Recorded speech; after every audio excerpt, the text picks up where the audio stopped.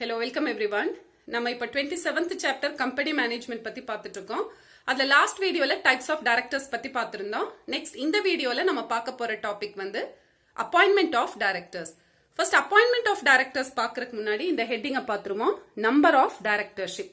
Number of directorship அப்படின்னா ஒரு பர்சனால maximum எவ்வளவு கம்பெனிஸ்ல டைரக்டரா இருக்க முடியும். இப்போ ஃபார் எக்ஸாம்பிள் நான் வந்து ஒரு டைரக்டர் அப்படின்னு வைங்க. ஒரே நேரத்துல எத்தனை கம்பெனிஸ்ல நான் மேக்சிமம் டைரக்டரா இருக்கலாம் அப்படின்னு கேட்டீங்கன்னா மேக்சிமம் நான் 20 கம்பெனிஸ்ல டைரக்டரா இருக்க முடியும். ஒரே சமயத்துல 20 கம்பெனிஸ்ல என்னால டைரக்டரா இருக்க முடியும். So maximum number of companies 20, public plus private. அதுல எகெயின் வந்து ஒரு ரெஸ்ட்ரிக்ஷன் வச்சிருக்காங்க.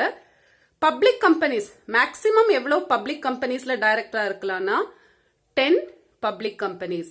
ஸோ இப்போ நான் பப்ளிக் கம்பெனிஸ்ல டைரக்டரா இருக்கிறேன் அப்படின்னா மேக்சிமம் 10 பப்ளிக் கம்பெனிஸ்ல தான் டைரக்டரா இருக்க முடியும்.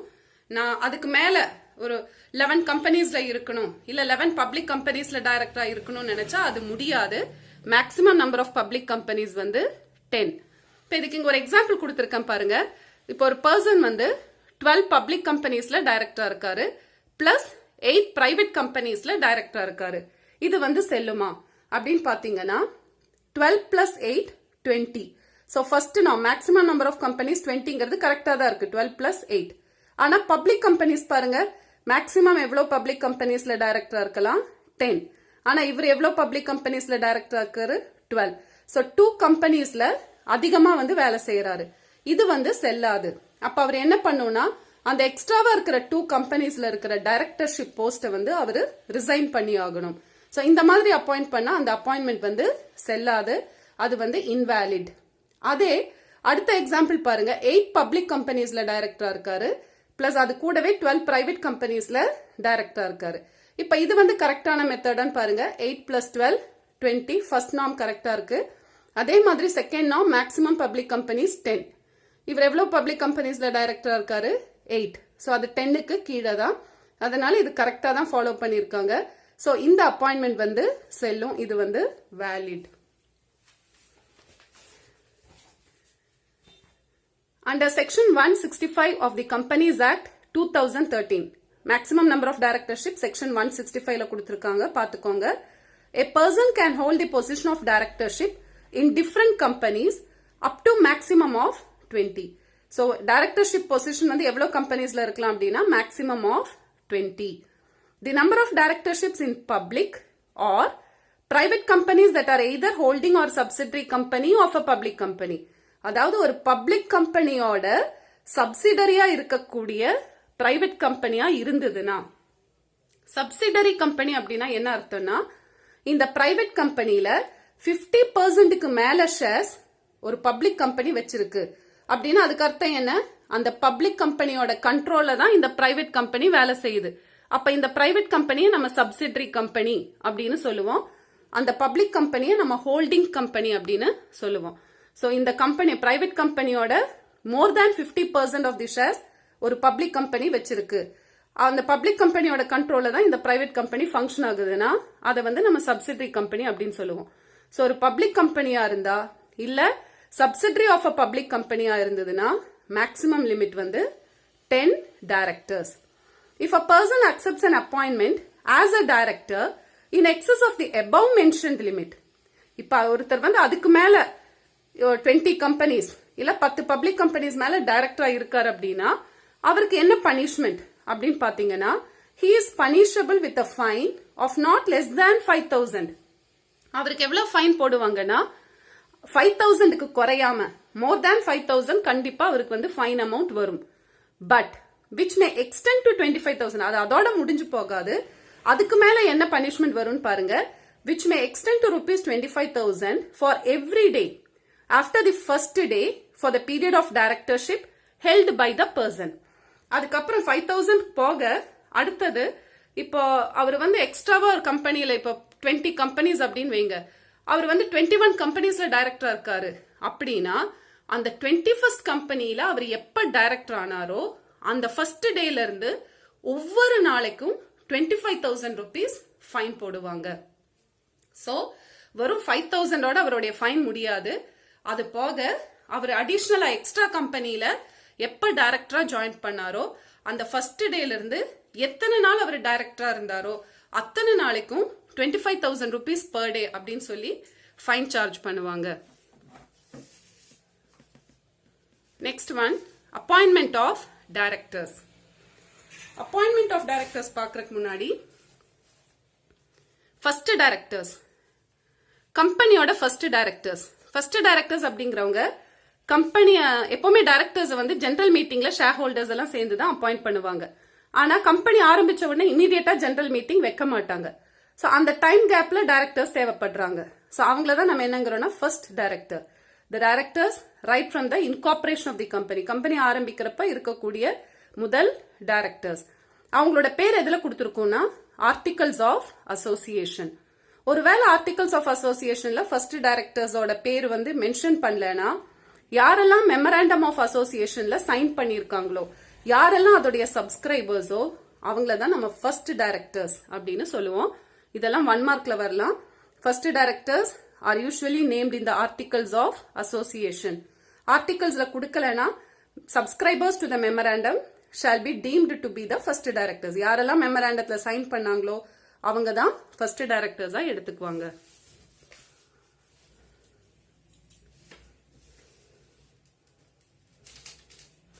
Next, appointment of directors.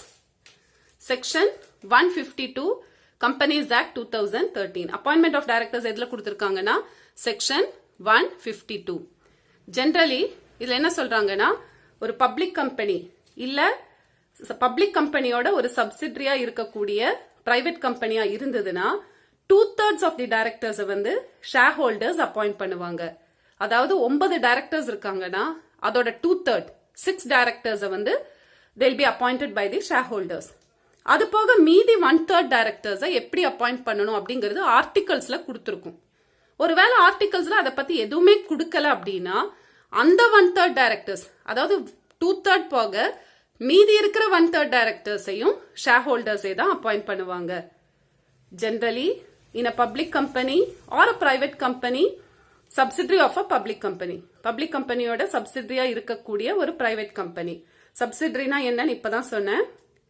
2/3 of the total number of directors are appointed by the shareholders. 2/3 வந்து 2/3 of directors யாரு அப்பாயிண்ட் பண்றாங்க? shareholders. And the remaining 1/3 9 directors example எடுத்துட்டோம்னா 6 directors வந்து shareholders அப்பாயிண்ட் பண்ணுவாங்க. மீதி 3 directors எப்படி அப்பாயிண்ட் பண்ணுவாங்கன்னா is made as per articles. ஆர்டிகல்ஸ்ல கொடுத்திருக்கிறபடி அப்பாயிண்ட் பண்ணுவாங்க. And failing which, அதுல கொடுக்கல, failing whichனா ஆர்டிகல்ஸ்ல கொடுக்கலன்னு வைங்க, அப்ப யார் அப்பாயிண்ட் பண்ணுவாங்க? ஷேர் ஹோல்டர்ஸே தான் மீதி இருக்கிற அந்த 1/3 டைரக்டர்ஸையும் அப்பாயிண்ட் பண்ணுவாங்க. Shareholders shall appoint the remaining 1/3. Okay, இது வந்து பப்ளிக் கம்பெனிக்கு. அடுத்தது பிரைவேட் கம்பெனியா இருந்தா என்ன ஃபாலோ பண்ணுவாங்க அப்படின்னா, பிரைவேட் கம்பெனியா இருந்ததுன்னா கம்ப்ளீட்லி ஒரு இண்டிபெண்டன்ட் பிரைவேட் கம்பெனி, எந்த ஒரு பப்ளிக் கம்பெனியோடையும் சப்சிடரி கிடையாது அப்படின்னா டைரக்டர்ஸ் எப்படி அப்பாயிண்ட் பண்ணுங்கிறது ஆர்டிகல்ஸ்ல கொடுத்துருப்பாங்க. ஆர்டிகல்ஸ்ல கொடுக்கலனா எல்லா ஷேர் ஹோல்டர்ஸ் எல்லாரும் சேர்ந்து டைரக்டர்ஸை அப்பாயிண்ட் பண்ணுவாங்க. ஸோ பிரைவேட் கம்பெனியில டைரக்டர்ஸ் அப்பாயிண்ட் பண்றதை பத்தி ஆர்டிகல்ஸ்ல கொடுத்துருப்பாங்க. ஆர்டிகல்ஸ்ல ஒண்ணுமே மென்ஷன் பண்ணலனா ஷேர் ஹோல்டர்ஸ் சேர்ந்து எல்லா டைரக்டர்ஸையும் அப்பாயிண்ட் பண்ணுவாங்க. In a private company which is not a subsidiary of a public company, the articles can prescribe the manner of appointment of any or all the directors. In case the articles are silent அப்படின்னா ஆர்டிகல்ஸ்ல அதை பத்தி எதுவுமே கொடுக்கல அப்படின்னா the directors must be appointed by the shareholders. அடுத்தது, any company which wants to follow the principle of proportional representation. இத பத்தி வந்து உங்களுக்கு டீடைலா கொடுக்கல. பிரின்சிபல் ஆஃப் ப்ரொபோர்ஷனல் ரெப்ரசன்டேஷன் என்ன அப்படிங்கிறது கொடுக்கல. அது என்ன அப்படிங்கிறது பாருங்க. அதை பத்தி ஜஸ்ட் ஷார்ட்டா என்ன அப்படின்னு மட்டும் பார்ப்போம். ஏன்னா இது உங்களுக்கு அது சிலபஸ்ல இல்ல, அதனால நம்ம அதை பத்தி டீடைலா பார்க்க வேண்டாம். பிரின்சிபல் ஆஃப் ப்ரொபோர்ஷனல் ரெப்ரசன்டேஷன் அப்படின்னா, ப்ரொபோர்ஷனல் ரெப்ரசன்டேஷன் அப்படின்னா ஒவ்வொரு ஷேர் ஹோல்டர்ஸும் எவ்வளவு ஷேர்ஸ் வச்சிருக்காங்களோ அந்த பேசிஸ்ல அவங்க வந்து ஓட் பண்ணிக்கலாம். இப்ப பிரின்சிபல் ஆஃப் ப்ரொபோர்ஷனல் ரெப்ரசன்டேஷன்ல சிங்கிள் டிரான்ஸ்ஃபரபிள் ஓட்னு ஒரு மெத்தட் இருக்கு, இன்னொன்னு கியூமுலேட்டிவ் ஓட்டிங். இப்ப சிங்கிள் டிரான்ஸ்ஃபரபிள் ஓட் அப்படின்னா, இப்ப ஃபார் எக்ஸாம்பிள் 5 வேகன்சிஸ் இருக்கு. அதுக்கு வந்து 10 டைரக்டர்ஸ் போட்டி போடுறாங்க அப்படின்னு வைங்க. 10 டைரக்டர்ஸ் வந்து 5 வேகன்சிஸ்க்கு போட்டி போடுறாங்க. அப்ப எத்தனை வேகன்சி இருக்கு? 5 வேகன்சி இருக்கு. ஸோ ஒவ்வொரு ஷேர் ஹோல்டருக்கும் எவ்வளோ வேகன்சி இருக்கோ அவ்வளோ நம்பர் ஆஃப் ஓட்ஸ் கொடுப்பாங்க. ஸோ ஒரு ஷேர் ஹோல்டருக்கு எத்தனை ஓட்டு கிடைக்கும்? 5 ஓட்ஸ். 5 vacancies, so 5 votes. அவர் எந்தெந்த டைரக்டர்ஸை விருப்பப்படுறாங்களோ அந்த 5 பேத்துக்கு ஓட்டு போடலாம். அதே கியூமுலேட்டிவ் ஓட்டிங் அப்படின்னா இதே மெத்தட். 10 directors for 5 vacancies. அதே சேம் எக்ஸாம்பிள் எடுப்போம். எவ்வளோ டைரக்டர்ஸ் போட்டிடுறாங்க? 10 டைரக்டர்ஸ். 10 பேர் எலெக்ஷனுக்கு நிற்க போறாங்க. ஸோ ஒவ்வொரு ஷேர் ஹோல்டருக்கும் எத்தனை பேர் போட்டிக்கு நிற்கிறாங்களோ, எத்தனை பேர் எலெக்ஷனுக்கு நிற்க போறாங்களோ அவ்வளோ ஓட்டு கிடைக்கும். அவ்வளோ இப்போ 10 டைரக்டர்ஸ் அப்படின்னா 10 ஓட்ஸ் கிடைக்கும். கடைசியில் என்ன பண்ணுவாங்க அப்படின்னா யார் எவ்வளோ டைரக்டர்ஸ்க்கு மேக்சிமம் ஓட்டு விழுந்திருக்கு அந்த பேசிஸ்ல வந்து டைரக்டர்ஸை அப்பாயிண்ட் பண்ணுவாங்க. அதுதான் principle of proportional representation. So single transferable ஓட்னா எவ்வளோ வேகன்சி இருக்கோ அவ்வளோ ஓட்டு ஒவ்வொரு ஷேர் ஹோல்டருக்கும் கிடைக்கும். கியூமுலேட்டிவ் ஓட்டிங்னா எவ்வளோ பேர் எலெக்ஷனுக்கு நிற்கிறாங்களோ அத்தனை ஓட்டு வந்து ஒவ்வொரு ஷேர் ஹோல்டருக்கும் கிடைக்கும். இது அல்லாம வந்து கம்பெனிஸ் ஆக்ட்ல வேற ஏதாவது மெத்தட் கொடுத்துருக்காங்கன்னா அந்த மெத்தட்லயும் அப்பாயிண்ட் பண்ணிக்கலாம். ஸோ இதுதான் principle of proportional representation. So அதுல என்ன சொல்றாங்க அப்படின்னா principle of proportional representation follow பண்றாங்கன்னா 2/3 ஆஃப் டைரக்டர்ஸ் அந்த பிரின்சிபல் படி அப்பாயிண்ட் பண்ணிக்கலாம். அதுதான் இந்த பாயிண்ட்ல சொல்றாங்க. ஸோ இது வந்து ஆர்டிகல்ஸ்ல அனுமதி கொடுத்திருந்தா மட்டும்தான் இந்த ப்ரொபோர்ஷனல் ரெப்ரசன்டேஷனை ஃபாலோ பண்ண முடியும். ஆர்டிகல்ஸ்ல அனுமதி கொடுக்கலனா அந்த மெத்தடை ஃபாலோ பண்ண முடியாது. Next, nominee directors. Nominee directors யார் அப்பாயிண்ட் பண்ணுவாங்க? நம்ம இது லாஸ்ட் வீடியோல பார்த்திருந்தோம். நாமினி டைரக்டர்ஸ் யூசுவலி அப்பாயிண்ட் பண்றது தேர்ட் பார்ட்டிஸ். தேர்ட் பார்ட்டிஸ் அப்படிங்கிறது நார்மலி வந்து ஃபினான்ஷியல் இன்ஸ்டிடியூஷன்ஸ் ஆர் இல்லைன்னா யார் தேர்ட் பார்ட்டிஸ் இல்லாட்டி அப்புறம் யார் அப்பாயிண்ட் பண்ணிக்கலாம்னா சென்ட்ரல் கவர்மெண்ட். எப்ப சென்ட்ரல் கவர்மெண்ட் அப்பாயிண்ட் பண்ணுவாங்கன்னா இந்த event of oppression or mismanagement. Oppression அப்படின்னா இப்ப majority of the shareholders இல்ல இப்போ அந்த போர்ட் ஆஃப் டைரக்டர்ஸ் எல்லாம் சேர்ந்து மைனாரிட்டியை வந்து ரொம்ப அடக்கி வைக்கிறாங்க. மைனாரிட்டியோட பேச்சு வந்து அங்க எடுபடுறது இல்ல, அவங்க வார்த்தைக்கு எந்த மரியாதையும் கொடுக்கறது இல்ல. அப்படிங்கிறப்போ சென்ட்ரல் கவர்மெண்ட் அங்க இன்டர்ஃபியர் ஆவாங்க. எதுக்குன்னா அந்த ஷேர் ஹோல்டர்ஸோட இன்ட்ரெஸ்ட ப்ரொடெக்ட் பண்றதுக்காக, அவங்களுக்கு பாதுகாப்பு கொடுக்கறதுக்காக சென்ட்ரல் கவர்மெண்ட் வந்து ஒரு டைரக்டரை நாமினேட் பண்ணி அந்த போர்டில் அப்பாயிண்ட் பண்ணுவாங்க. ஸோ சென்ட்ரல் இல்ல மேனேஜ்மெண்ட் சரியில்லை அப்படின்னாலும் சென்ட்ரல் கவர்மெண்ட் அங்க கம்பெனிக்குள்ள என்ன நடக்குது, கம்பெனில எல்லாம் சரியா போகுது அப்படின்னு தெரிஞ்சுக்கிறதுக்காக ஒரு டைரக்டர் அப்பாயிண்ட் பண்ணுவாங்க. ஸோ சென்ட்ரல் கவர்மெண்ட் இந்த event of operation or mismanagement. இது போக அடிஷனல் டைரக்டர்ஸ், ஆல்டர்னேட் டைரக்டர்ஸ் எல்லாம் இருக்காங்க. அடிஷனல் டைரக்டர், ஆல்டர்னேட் டைரக்டர்ஸ் இவங்களெல்லாம் வந்து அப்பாயிண்ட் பண்றது board of directors. Next, general provisions relating to appointment. அப்பாயின்மெண்ட்டுக்கு என்னென்ன ப்ரொவிஷன்ஸ்? ஃபர்ஸ்ட் என்ன சொல்றாங்கன்னா ஒவ்வொரு டைரக்டரையும் ஜெனரல் மீட்டிங்ல ஷேர் ஹோல்டர்ஸ் எல்லாம் சேர்ந்து தான் அப்பாயிண்ட் பண்ணுவாங்க. கம்பெனி மீட்டிங்ல ஷேர் ஹோல்டர்ஸ் எல்லாம் சேர்ந்து எலெக்ட் பண்றவங்கள தான் அப்பாயிண்ட் பண்ணுவாங்க. Every director should be appointed by the company in general meeting as per the provisions of the act. provisions படி தான் எல்லா டைரக்டர்ஸையும் ஜெனரல் மீட்டிங்ல அப்பாயிண்ட் பண்றாங்க. ஜெனரல் மீட்டிங்கிறது ஷேர் ஹோல்டர்ஸ் மீட்டிங். அடுத்த பாயிண்ட் என்ன சொல்றாங்கன்னா ஒவ்வொரு டைரக்டருக்கும் கண்டிப்பா டைரக்டர் ஐடென்டிபிகேஷன் நம்பர் இருக்கணும். Director identification number is compulsory for appointment of directors of a company. இந்த டைரக்டர் ஐடென்டிபிகேஷன் நம்பர் அப்படின்னா என்னன்னா, இப்ப நான் டைரக்டரா இருக்க விரும்புறேன் அப்படின்னா நான் சென்ட்ரல் கவர்மெண்ட்டுக்கு அப்ளை பண்ணணும். இந்த மாதிரி எனக்கு ஒரு ஐடென்டிபிகேஷன் நம்பர் வேணும் அப்படின்னு சொல்லி இந்த டைரக்டர் ஐடென்டிபிகேஷன் நம்பரை கொடுக்கறது central government according to the provisions of companies act. அப்ப சென்ட்ரல் கவர்மெண்ட் எனக்கு என்ன பண்ணுவாங்கன்னா ஒரு 8 digit unique identification code number கொடுப்பாங்க. அதுதான் டைரக்டர் ஐடென்டிபிகேஷன் நம்பர். இது எதுக்காக அப்படின்னா சென்ட்ரல் கவர்மெண்ட் வந்து டைரக்டர்ஸோட ஒரு டேட்டா பேஸ் மெயின்டைன் பண்ணுவாங்க அவங்களோட டீடைல்ஸ் எல்லாம் வச்சு. அதுக்கு தான் இந்த டைரக்டர் ஐடென்டிபிகேஷன் நம்பர். சோ யாரு டைரக்டரா நிக்கணும்னு விரும்பினாலும் ஃபர்ஸ்ட் வந்து அவங்க இந்த ஐடென்டிபிகேஷன் நம்பரை சென்ட்ரல் கவர்மெண்ட் இருந்து வாங்கி வச்சிருக்கணும். So it is compulsory. Director identification number DIN it's compulsory for appointment of directors.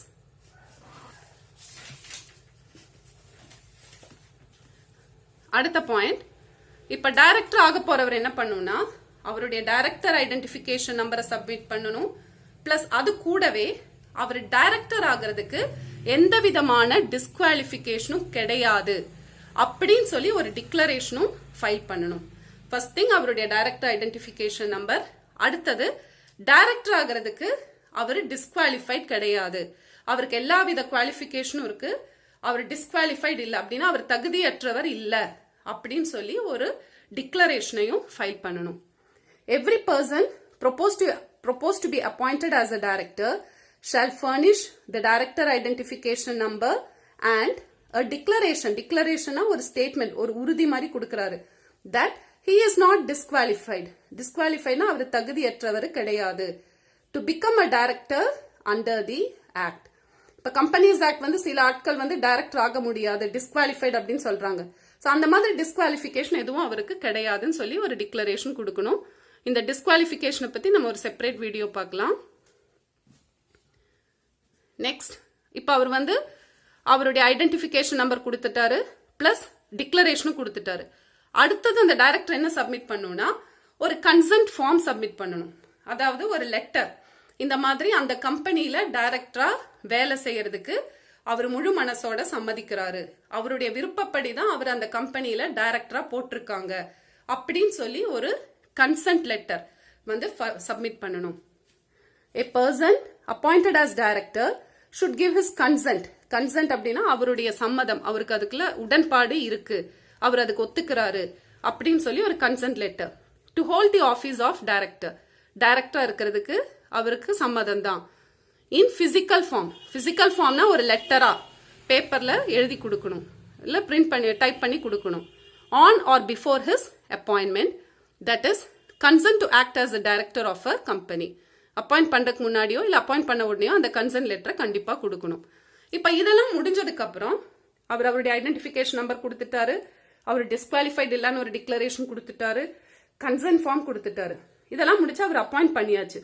அடுத்தது கம்பெனி என்ன செய்யணும் அப்படின்னா அந்த particulars of appointment, directors plus key managerial personnels இவங்களை அப்பாயிண்ட் பண்ண பத்தின டீடைல்ஸ் இது பிளஸ் அது கூடவே அந்த டைரக்டர் கொடுத்திருக்கிற கன்சென்ட் ஃபார்ம், இது ரெண்டுமே ரெஜிஸ்ட்ரார் ஆஃப் கம்பெனிஸ்க்கு 30 டேஸ்க்குள்ள அவங்களை அப்பாயிண்ட் பண்ணி 30 டேஸ்க்குள்ள இந்த ரெண்டுமே வந்து ரெஜிஸ்ட்ரார் ஆஃப் கம்பெனிஸ் கிட்ட ஃபைல் பண்ணியிருக்கணும். Company should file form with the registrar of companies mentioning particulars of appointment of directors and KMP. அந்த டைரக்டர்ஸ் அப்பாயிண்ட் பண்ணது பிளஸ் கேஎம்பினா கீ மேனேஜரியல் பர்சனல்ஸ் அவங்களை அப்பாயிண்ட் பண்ணது, இந்த ரெண்டு டீடைல்ஸையும் ஒரு ஃபார்ம்ல ஃபில் பண்ணி அது கூடவே எதை அட்டாச் பண்ணணும்னா along with the consent form signed by the directors, இங்க அவங்க கொடுக்கறாங்க இல்லையா அந்த consent form, அதையும் அட்டாச் பண்ணி as an attachment within 30 days of the appointment of directors with necessary fees. அவங்களை அப்பாயிண்ட் பண்ணி 30 நாளுக்குள்ள இது வந்து ரெஜிஸ்ட்ரார் கிட்ட ஃபைல் பண்ணியிருக்கணும். அது கூடவே அவங்க எவ்வளவு ஃபீஸ் சொல்றாங்களோ அந்த அமௌண்ட்டையும் கட்டி இருக்கணும். So all these are the provisions relating to appointment of directors. Hope you all understood. Thank you.